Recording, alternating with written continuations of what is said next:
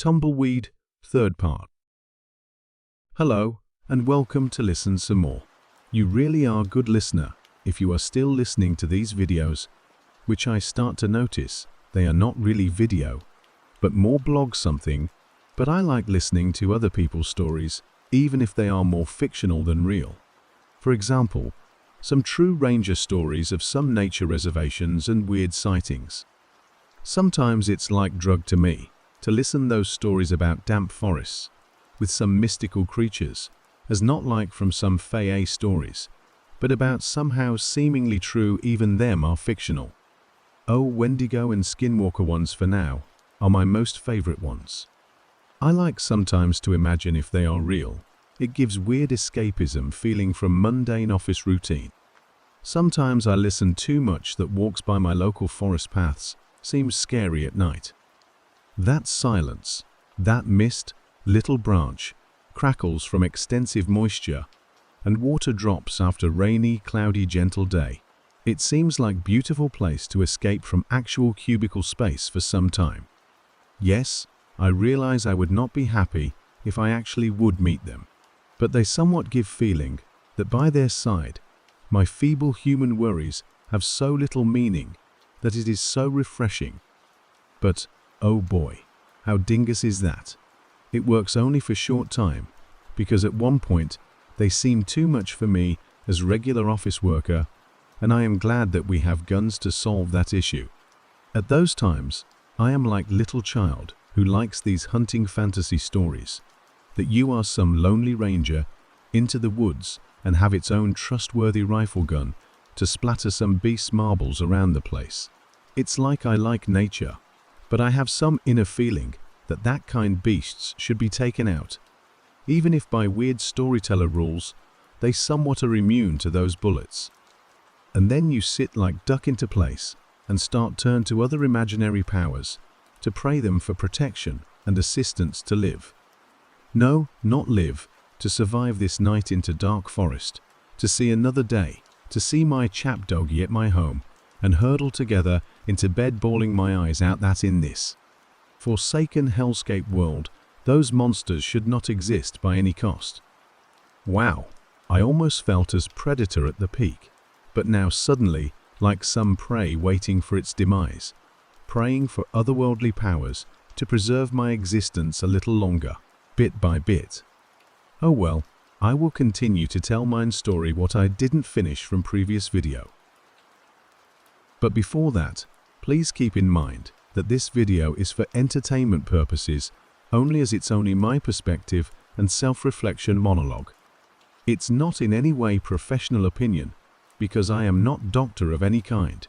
Please take things with grain of salt and seek professional help in your arena, if actually there is need to it, be it psychological or physical.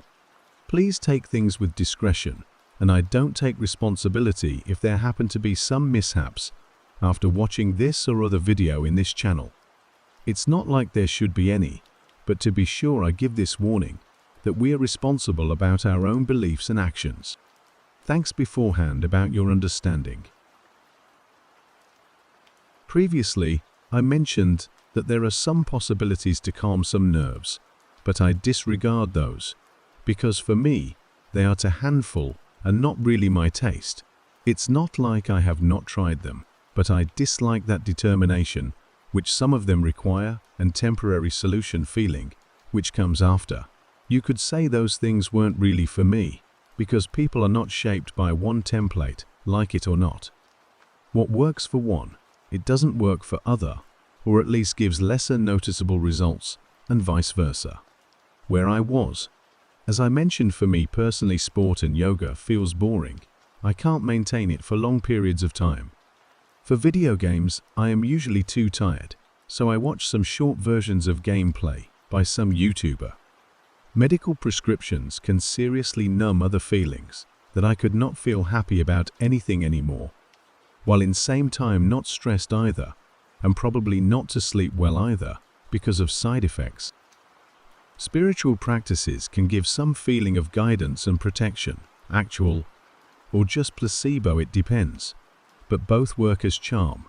But you need to practice those quite regularly, For me as a person, drinking substances are big no. No, because of experience with people with unhealthy drinking habits. I was drunk once or few times, but I really disliked feeling that my guts feel too stuffed and hurty, and mine so burly, so dumb nonsensical jokes. It seemed as waste of time, feeling sick and dumb and laughing just by hearing some unfunny jokes. And now we return to mind tricks aside of previously mentioned stress lowering activities. Mind tricks kind of create some certain understanding, which for example makes anger itself to triggers less. Anger is necessary, but on smaller doses rather than usually built up one. At certain time of life, I was pretty angry about anything. It seemed that nobody did things in right way, how they should. I was angry to myself. I was angry that I was angry, etc. This somehow solved itself when I at some time got tired from being angry, and it just seemed more unnecessary than I thought it was. I protected my arguments, but people around me seemed off-putted by my behavior, that I remained myself as one of my relatives I hated, because they were always combative and angry, for no particular reason, that meeting them seemed more as torture and chore, even if they were relative of mine. Our gatherings were like place to angrily dispute how we don't like government, how everybody are fools, how unfair is life, how children should be raised, how youngsters are so impolite and rude, etc. and etc. So, I was angry until I got to the point that I felt that just being angry and arguing with people does not solve anything. It even worsens situation, depending of context. I wanted peace and quiet, so I kind of gave up on being right all the time, being one who solves, being someone who is right, by saying what myself felt or thought. Gradually, I received information from multiple media sources, how to think simpler about various things. One were more from meditative perspective, others were from more psychological point of view. Some were philosophical, some religious, some superstitious, etc. Meshing together my answers from multiple sources were mainly for reason that I wanted to better understand people and avoid any unnecessary problems as possible from early pupil days. I even read some charisma books to talk better with people, like Sims characters could do that in Sims 3 series. But charisma books more likely open my eyes, how people actually act and why. One of steps is to accept yourself as human, because we are part of nature, at least body is. Another one is to try to see until you actually see other people as people with their own nuances from their life, which has nothing to do with ourselves. Allow yourself to not to be all 100% productive all the time.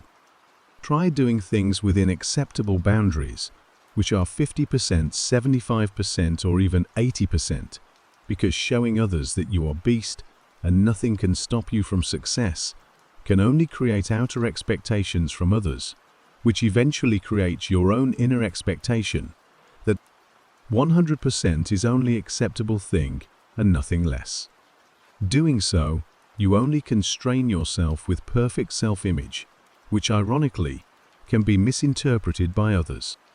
There can be people who think that your 100% is only their 10%, 50% at best. You never know. And there can be others to whom your 30% can seem as 110%, 150% of best. Make your own boundaries, not to be swayed around as useless, one or overproductive one, where both can be in pretty dangerous social zones with different effects.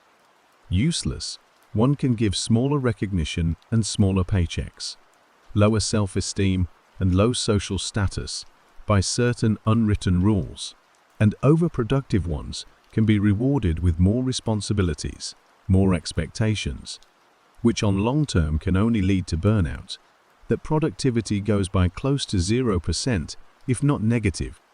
Nobody knows your boundaries, they can only perceive them and speculate. I usually feel satisfied with my achievements as regular worker, because I have stable income and there are no grades to say how good you were. You just did it with a provable result and have your paycheck. What else you could want? But there is this weird perception that everybody needs to strive for promotion. It is okay if I get paid more and tasks are still doable by my regular work time and no overtimes. It is not okay if by just better sounding label I get more responsibilities, even though I get larger paycheck. Some could think, why not? More money, more happy.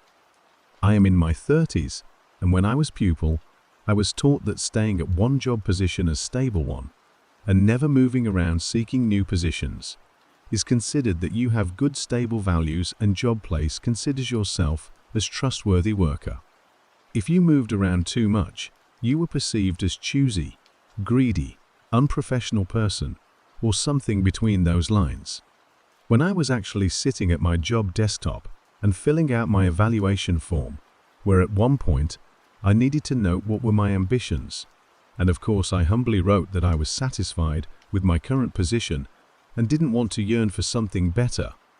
That place's new manager somehow commented that I was a lazy person with no aspirations in life, and it was considered as very unprofessional.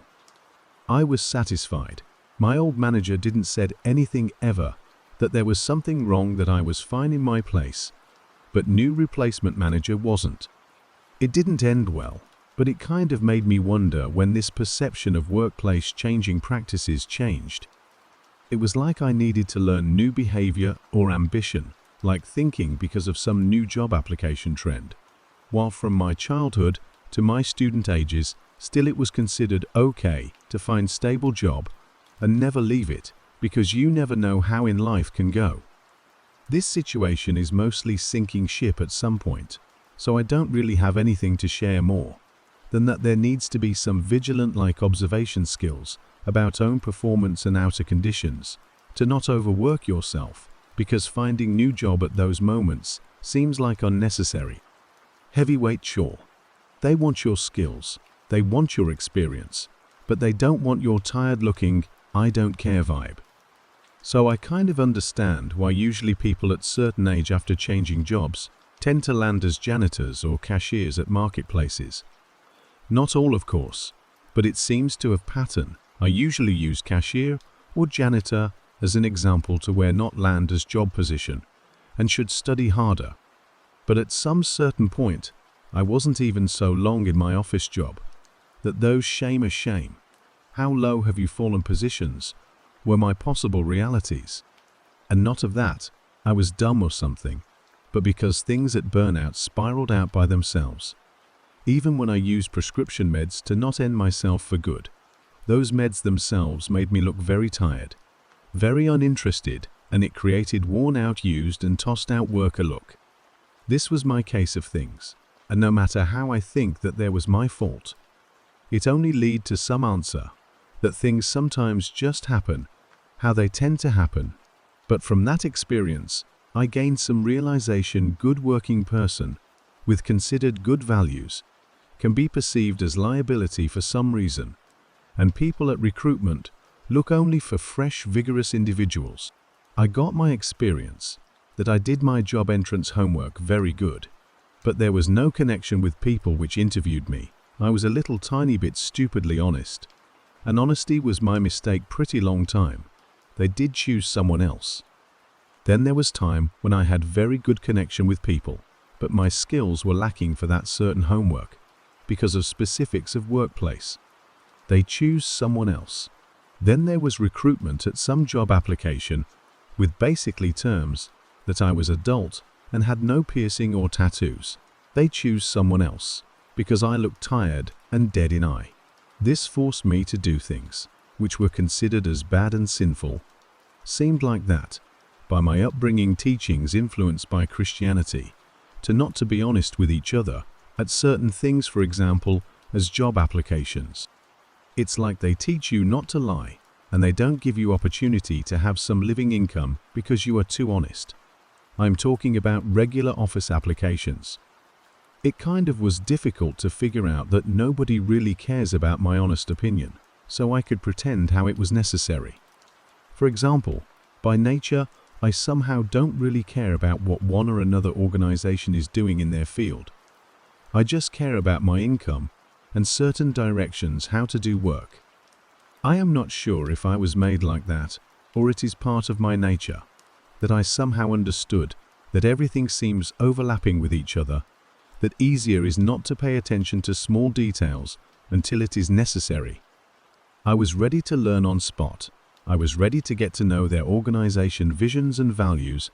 Actually, when I am there, I was ready self-taught necessary programming language when I actually needed to code something. I wasn't ready to repeat some school system like nonsense that everybody is. Required to know everything until something starts to leak from your ear. It seems that for this video, this is for now, and I will continue in next video. Thanks for watching current video. I hope it finds you well. If not, then you can perceive it as random noise from background, like some advertisement mumbling on old radio device. Goodbyes for now.